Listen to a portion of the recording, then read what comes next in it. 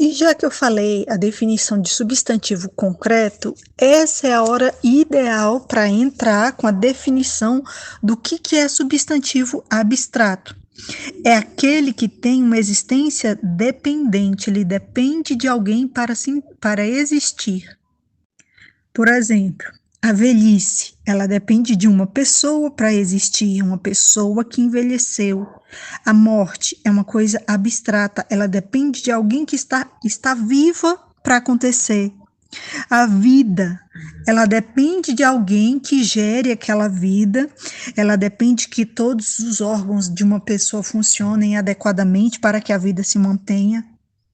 A pobreza depende daquela pessoa que continua pobre. Então, você precisa fazer essa pergunta: isso depende de alguém ou isso existe de uma forma independente?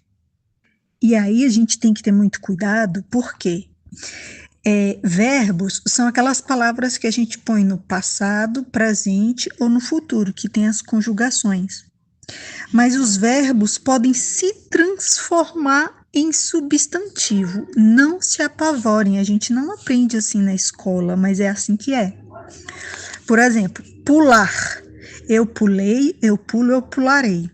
É verbo, eu coloco no passado, no presente e no futuro. Mas se eu falo o pulo do gato, o pular é verbo, mas o pulo é um substantivo abstrato que derivou de um verbo. Além desses casos de verbo que pode se transformar em substantivo abstrato, sentimentos, qualidades, sensações, frio, calor, fome. Eu vou dar alguns exemplos e aí vai ficar claro na cabeça de vocês. Beijar. Beijar é verbo. Beijo é substantivo abstrato. Então, é uma diferença muito sutil. Correr é verbo, mas a corrida é substantivo abstrato. Pessoa honesta. Honesta é um adjetivo. E honestidade é substantivo abstrato. Aí você perceba, beijar e correr eram verbos. Só que no caso de honesta, eu estou falando de um adjetivo. O adjetivo é aquela classe gramatical que dá qualidades, características, define as peculiaridades de uma pessoa. Quase que não sai a palavra. Então, atitude corajosa. Corajosa é adjetivo, mas esse adjetivo pode se transformar em substantivo abstrato, porque a coragem é o substantivo abstrato, depende de alguém que seja corajoso para existir.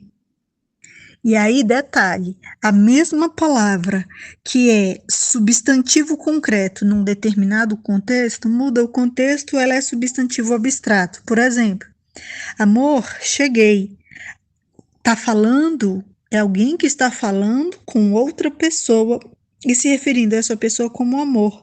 Então, nesse caso, a pessoa é substantivo concreto. Mas se uma pessoa fala assim, o meu amor por ela, o meu amor por ele, tá falando de um sentimento. Aí é a mesma palavra, mas agora a classificação não é mais substantivo concreto, e sim substantivo abstrato. Isso parece ser muito besta quando a gente começa, mas a gente precisa procurar uma lista de exercícios para fazer a diferenciação de substantivo concreto e abstrato dentro de diferentes contextos.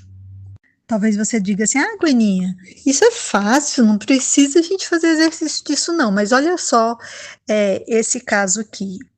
Vamos dar exemplos de lugares. Nem todo lugar vai ser substantivo concreto.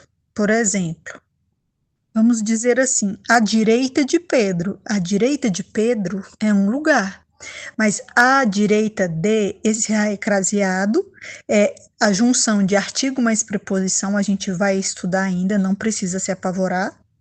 Direita é um substantivo comum e concreto, e de, que é à direita de, é uma preposição. Então, o que é uma locução? É um grupo de palavras É um grupo de palavras que tem uma função. Então, quando é um grupo de palavras, eu não posso dizer que que é um substantivo concreto, que é um substantivo abstrato. Você vai falar que é uma locução prepositiva. Então, à direita de Pedro é um lugar, mas não é um substantivo concreto.